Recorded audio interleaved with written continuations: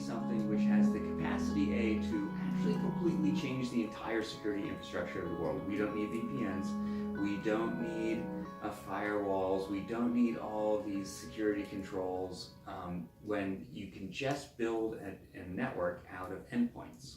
We are still stuck in the 1970s, in fact, when it comes to the architecture of the internet. Everything else has moved on. Mobile phones, cable systems, everything else delivers their service to the device.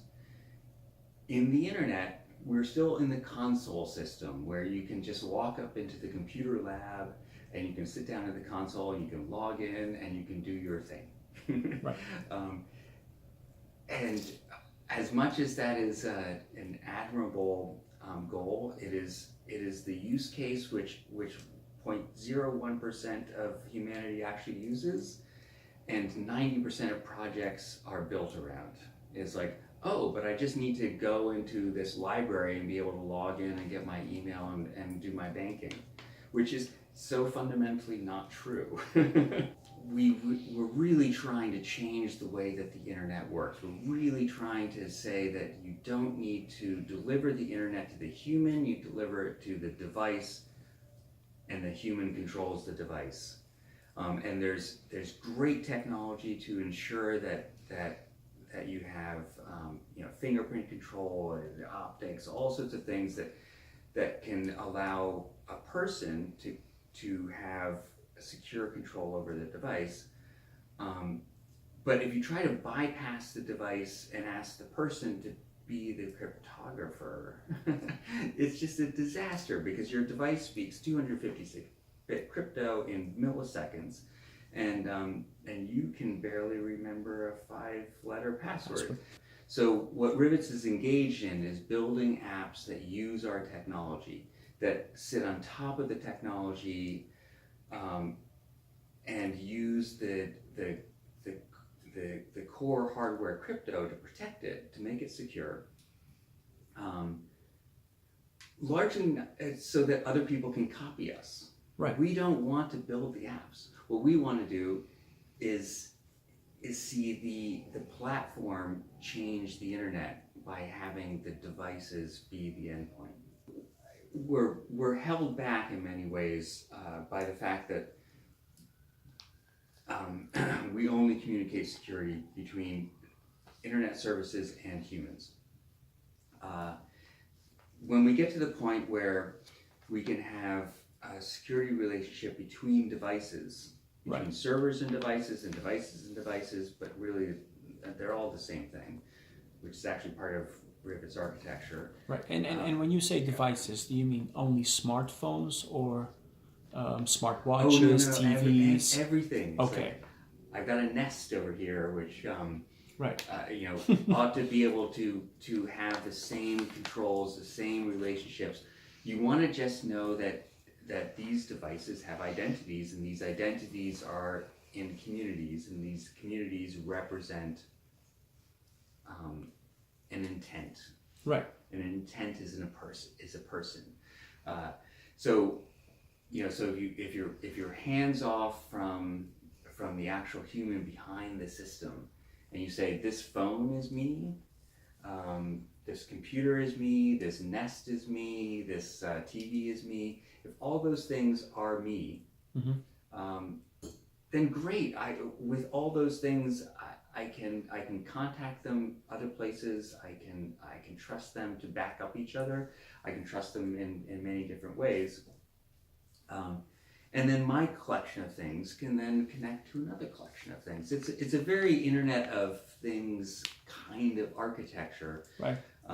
But what's completely missing from the IoT world is we don't have any raw security to it. What Rivetz has built is something which allows you not just to say this thing has an identity, but this thing has an identity within a community. A ring of devices. It's a ring of devices, but it's an attestation of, like, who are you right now? Right. Right. Like, if you walk into a medieval town and no one's ever seen you before, good luck getting a beer. Right, because they don't know you, thus they don't trust you. Exactly. if you have been going to church every day and dropping coins in the tithing bucket, right, you go into the bar and people are gonna buy you beers. they've seen you come in every day, and yeah, they trust you. This is trust, Right, and trust is not binary. mm-hmm. And one of the most important aspects of what Rivetz has developed is a system in which the core device has I've never had a good word for this, but it's kind of a scalar trust. It's how to ensure that this device can be trusted in this context. And if you can do that, over time, what you accomplish is taking away all of the barriers and the pain of the internet, which is, who are you? I forgot, because about half an hour ago you were here, but now you somehow disappeared, and so log in again. Right. This is not working. And so the way that Rivetz is designed is that we have apps, and apps have keys, or basically secured assets. And it could be all sorts of things, and these assets have policy associated with them. Mm-hmm. And the policy says you can only use me under these conditions, and that condition can be use the trusted user interface to ask the user whether they agree, call mom, call a server, meaning just send a request to a server saying, it's like, are you in the building at the moment? Call a server saying, it's like, is your phone the same phone it was 3 days ago? And ask all of those questions. Right. And it just establishes a trust before the key gets unlocked. And then you can also apply some variable rules, like I have Bitcoin, and this key can't actually spend more than $1,000 one Bitcoin, Right. $10,000 unless you talk to the user. Right. So that just gives you a very variable mechanism to control how people can interact with secured online services. How has it taken so long to get here? Is we have now this ability to, in any Android device, load trusted applications into the core of the hardware, which when they run completely independently and isolated from everything else that's happening. And so that just allows you to actually project trust on the device itself. We've been thinking about how this relates to, in some ways, the mining systems, because it's you can't trust the miners. What you're doing is you're just flinging out a bunch of math, and they work through the math, and everyone now and then someone figures it out, and that delivers something onto the blockchain. But we actually have a network of hundreds of thousands and hopefully millions of little units that are the network on the endpoint.